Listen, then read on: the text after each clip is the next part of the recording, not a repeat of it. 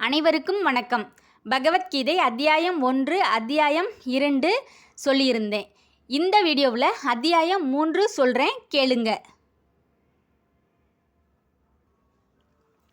அத்தியாயம் 3 கர்மயோகம். இப்பௌதிக உலகில் அனைவருமே ஏதாவதொரு செயலில் ஈடுபட்டாக வேண்டும். செயல்கள் ஒருவனை இவ்வுலகில் பந்தப்படுத்தலாம் அல்லது இதிலிருந்து விடுவிக்கலாம். சுயநல நோக்கமின்றி பரமனின் திருப்திக்காக செயல்படுவதன் மூலம் ஒருவன் கர்ம விதிகளிலிருந்து செயல் மற்றும் விளைவுகளிலிருந்து விடுபட்டு தன்னை பற்றியும் பரமனை பற்றியும் திவ்யமான ஞானத்தை அடைகிறான். அத்தியாயம் 4 உன்னத அறிவு. ஆத்மா, கடவுள் இவர்களுக்கு இடையிலான உறவு பற்றிய திவ்ய ஞானமான ஆன்மீக அறிவு ஒருவனை தூய்மைப்படுத்தி முக்தியளிக்க கூடியதாகும். சுயநலமற்ற பக்தி செயலின் கர்மயோகம் பலனே இந்த உன்னத அறிவு. கீதையின் புராதன வரலாறு. யுகந்தோறும் ஜட உலகில் தோன்றுவதன் காரணமும் முக்கியத்துவமும் மற்றும் தன்னையுணர்ந்த குருவை அணுகுவதன் அத்தியாவசிய தேவை ஆகியவற்றை பகவான் விளக்குகிறார். அத்தியாயம் 5 கர்மயோகம். கிருஷ்ண உணர்வில் செயல். வெளிப்புறத்தில் எல்லா செயல்களிலும் ஈடுபட்டிருப்பினும் உட்புறம் அவற்றின் பலன்களை துறந்து வாழும் பக்குவ அறிவுடைய மனிதன் திவ்ய ஞானம் எனும் நெருப்பினால் தூய்மைப்படுத்தப்பட்டு அமைதி, பற்றின்மை, பொறுமை, ஆன்மீக பார்வை, ஆனந்தம் ஆகியவற்றை அடைகிறான். அத்தியாயம் 6 தியான யோகம். தியான வழிமுறையான அஷ்டாங்க யோகம் மனதையும் புலன்களையும் கட்டுப்படுத்தி பரமாத்மாவின் இதயத்தினுள் அமர்ந்துள்ள பகவானின் ரூபம் மீது தியானம் செய்வதாகும். பரமனின் முழு உணர்வு நிலையான சமாதியில் இப்பயிற்சி உச்ச நிலையை அடைகிறது. அத்தியாயம் 7 பூரணத்தின் ஞானம். பௌதிகம் மற்றும் ஆன்மீகத்தை சார்ந்த அனைத்தையும் தாங்கி நிற்கும் விசையும் உன்னத காரணமும் பரம சத்தியமும் பகவான் கிருஷ்ணரே. புண்ணிய ஆத்மாக்கள் பக்தியுடன் அவரிடம் சரணடைகின்றனர். புண்ணியமற்ற ஆத்மாக்களோ தங்களது மனதை இதர வழிபாட்டு முறைகளில் திசை திருப்புகின்றனர். அத்தியாயம் 8 பரத்தை அடைதல். பகவான் கிருஷ்ணரை பக்தியுடன் வாழ்நாள் முழுவதும் எண்ணி, குறிப்பாக மரண நேரத்தில் எண்ணி, ஒருவன் பௌதிக உலகிற்கு அப்பாலுள்ள அவரது திவ்யமான இருப்பிடத்தை அடைய முடியும். அத்தியாயம் 9 மிக இரகசியமான அறிவு. பகவான் கிருஷ்ணரே முழுமுதற் கடவுள், வழிபாட்டிற்கு உகந்த உன்னத பரம்பொருள். ஆத்மாவிற்கும் பகவானுக்கும் இடையிலுள்ள திவ்யமான பக்தி தொண்டு நித்தியமானதாகும். ஆத்மா தனது தூய பக்தியை புதுப்பிப்பதன் மூலம் ஆன்மீக உலகில் கிருஷ்ணரை சென்றடைகிறான். அத்தியாயம் 10 பூரணத்தின் வைபவம்.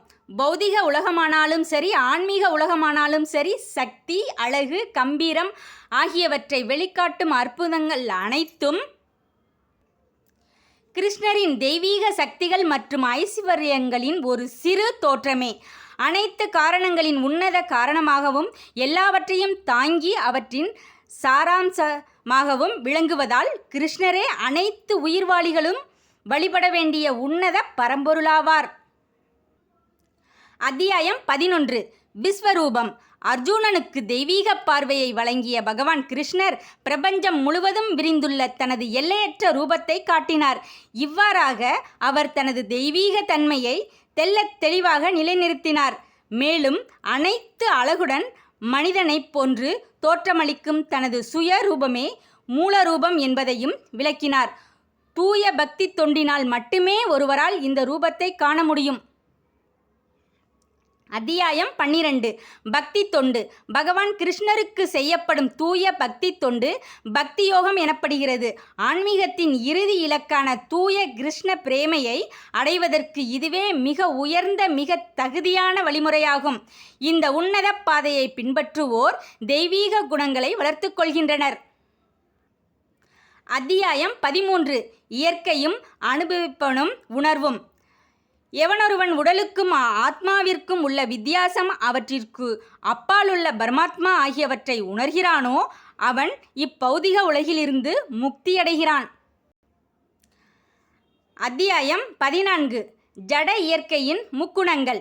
அனைத்து கட்டுண்ட ஆத்மாக்களும் சத்வ ரஜோ தமோ எனப்படும் பௌதிக இயற்கையின் முக்குணங்களின் கட்டுப்பாட்டில் உள்ளனர்.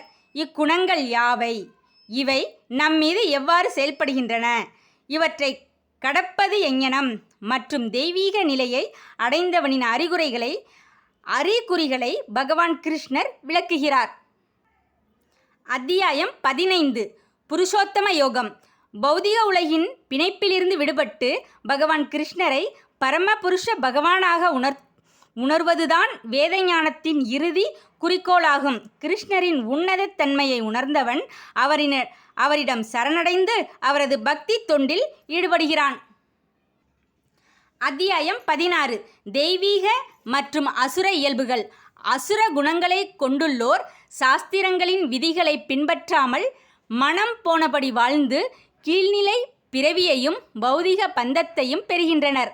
ஆனால் தெய்வீக குணங்களை கொண்டுள்ளோர் சாஸ்திரங்களின் அதிகாரத்தன்மையை ஏற்று வரையறுக்கப்பட்ட வாழ்க்கை வாழ்ந்து படிப்படியாக ஆன்மீக பக்குவத்தை அடைகின்றனர். அத்தியாயம் 17. நம்பிக்கையின் பிரிவுகள். பௌதிக இயற்கையின் முக்குணங்களுக்கு தகுந்தாற்போல் தோன்றக்கூடிய 3 வகையான நம்பிக்கை உண்டு. ரஜோ குணத்திலும் தமோ குணத்திலும் நம்பிக்கையுள்ளோர் செய்யும் செயல்கள் நிரந்தரமற்ற பௌதிக விளைவுகளையே நல்குகின்றன.